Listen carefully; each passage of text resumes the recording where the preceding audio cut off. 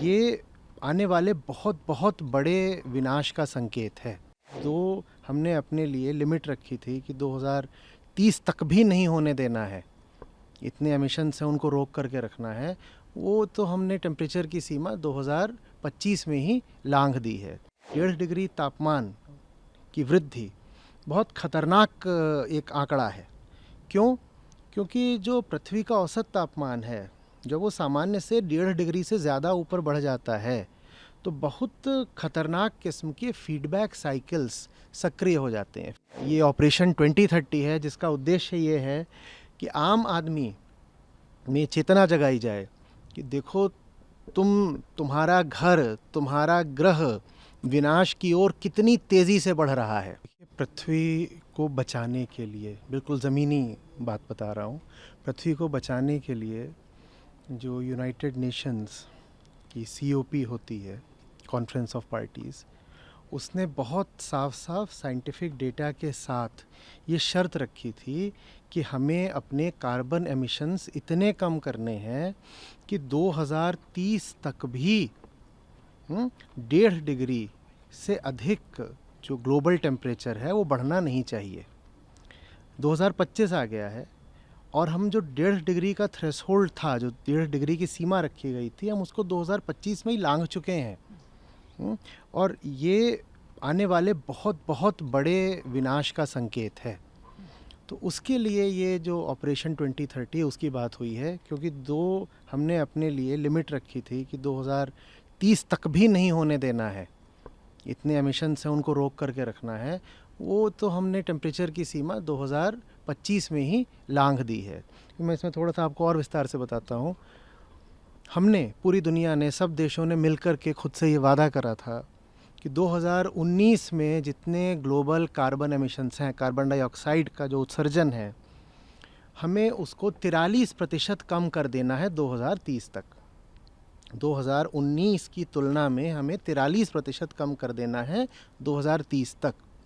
अब 2019 से 2030 के बीच में 2025 तो आ चुका है ना, और वो 43% कम होने की जगह शायद थोड़ा बढ़ गया है, या कि उतने का उतना ही है, या कि अगर कम हुआ भी है तो बस 2% कम हुआ है।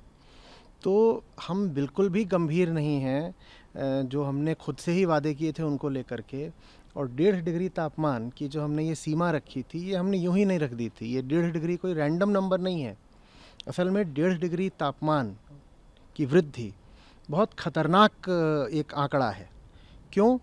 क्योंकि जो पृथ्वी का औसत तापमान है, जब वो सामान्य से 1.5 डिग्री से ज़्यादा ऊपर बढ़ जाता है तो बहुत खतरनाक किस्म के फीडबैक साइकिल्स सक्रिय हो जाते हैं। फीडबैक साइकिल से मतलब ये होता है कि अब आप और ज़्यादा एक्स्ट्रा कार्बन डाइऑक्साइड उत्सर्जित एमिट नहीं भी करोगे तो भी अब ऐसे चक्र चल पड़े हैं, ऐसे साइकिल चल पड़े हैं जो खुद ही अब कार्बन डाइऑक्साइड को वातावरण में बढ़ाते रहेंगे, और उन चक्रों को, साइकिल्स को अब इंसान रोक नहीं सकता।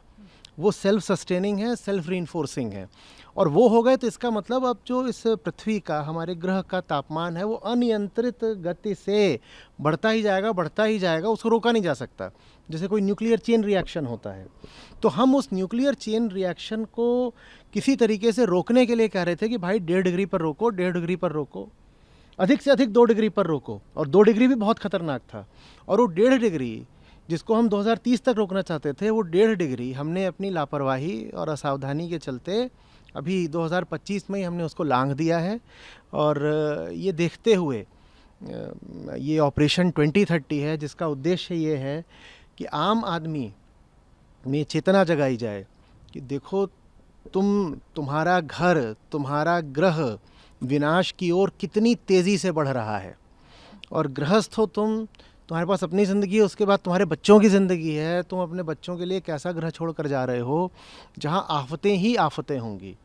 असल में आप अभी अगर जाएंगे और जो यूनाइटेड नेशंस की रिपोर्ट्स है वो पढ़ेंगे, और रिसर्च रिपोर्ट्स हैं आप उनको देखेंगे, या कि आप सीधे सीधे ChatGPT से भी बात कर लेंगे और उनसे पूछेंगे कि पूरी दुनिया के सामने इस वक्त सबसे बड़ा खतरा क्या है, तो आपको सिर्फ एक जवाब मिलेगा, क्लाइमेट चेंज।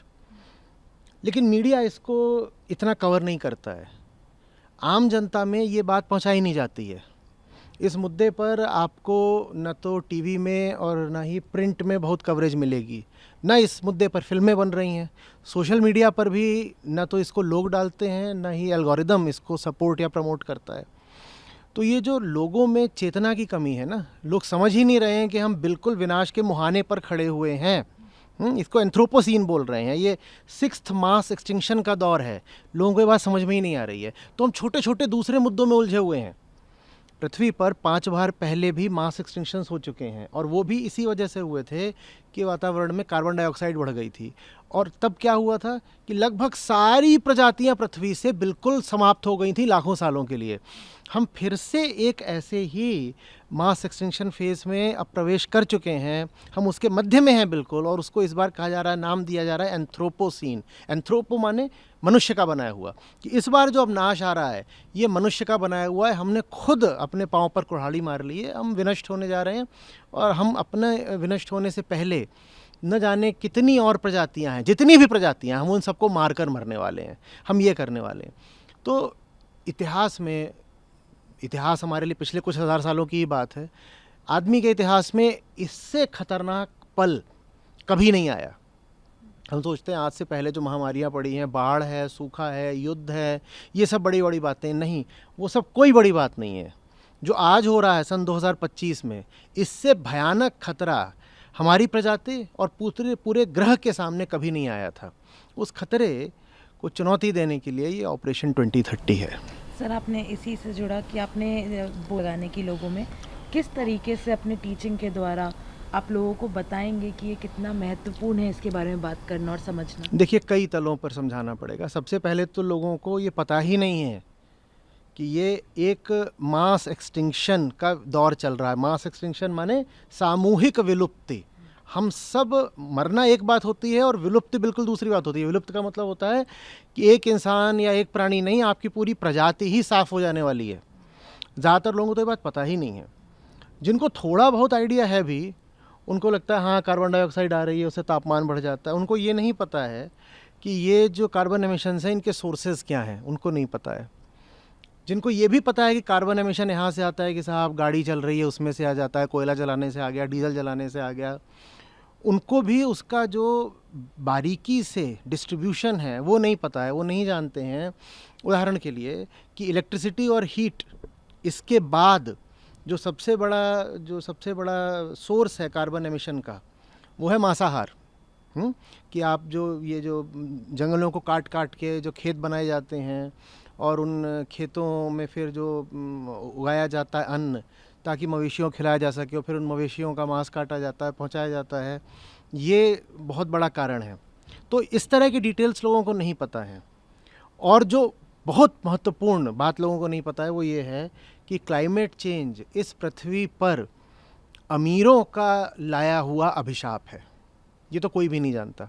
देखिए, जितने कार्बन एमिशन होते हैं, जो दुनिया की 10% अमीर आबादी है वो आधे से ज़्यादा कार्बन एमिशंस के लिए जवाबदेह है।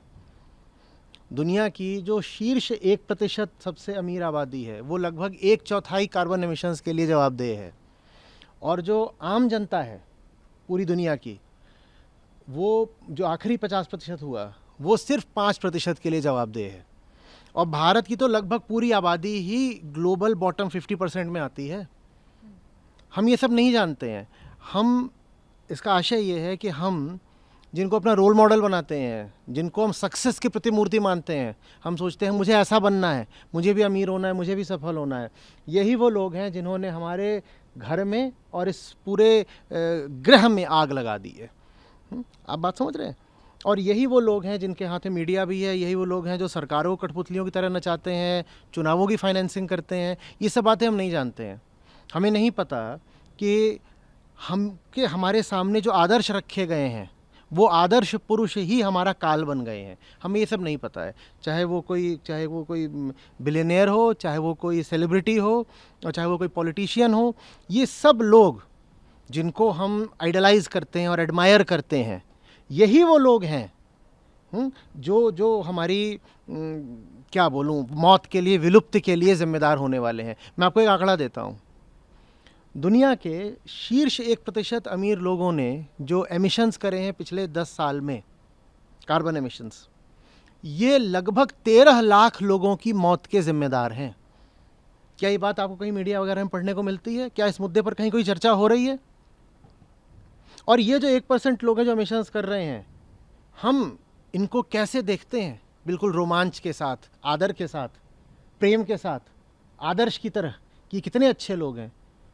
यही वो लोग हैं जिन्होंने पिछले एक दशक में 1.3 मिलियन 13 लाख मौतें हमें सौंप दी हैं, और इनका जो भोगने का रुख है वो थमने का नाम नहीं ले रहा है। ये अभी और भोगे ही जा रहे हैं और पूरी दुनिया को प्रेरित कर रहे हैं कि तुम भी कंज्यूम करो, तुम भी कंज्यूम करो। देखिए, जो पूरी क्लाइमेट की क्राइसिस है ना, ये कंजम्पशन की क्राइसिस है। और आप और ज़्यादा कंजम्पशन इसलिए करना चाहते हो, भोग इसलिए करना चाहते हो, क्योंकि आपको ये दिखाई देता है कि वो आदमी है, वो इतना कंजम्पशन कर रहा है और वो इतना खुश है और वो इतना भला है और उसको इतने सम्मान भी मिल रहे हैं। तो कंजम्पशन का संबंध हैप्पीनेस से और रिस्पेक्ट से जुड़ गया है। और कंजम्पशन को पर्सनलाइज करते हैं, कंजम्पशन की मूर्ति बनते हैं, पर्सोनिफाई करने वाले वो लोग होते हैं।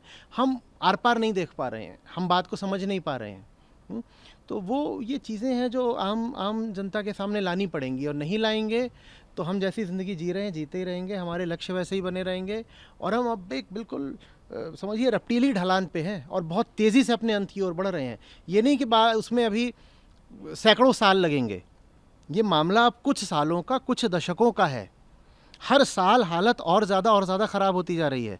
2025 मानव इतिहास का सबसे गर्म साल है। इससे पहले 2024 मानव इतिहास का सबसे गर्म साल था, और मानव भविष्य का यानी आने वाले सब सालों का सबसे ठंडा साल है 2025। आशा ये है कि आगे जितने भी साल होंगे 2025 उन सबसे ठंडा है, आगे और गर्म ही गर्म होने वाले हैं। ये हमारी स्थिति है, पर कान पे जू नहीं रेंग रही लोगों के।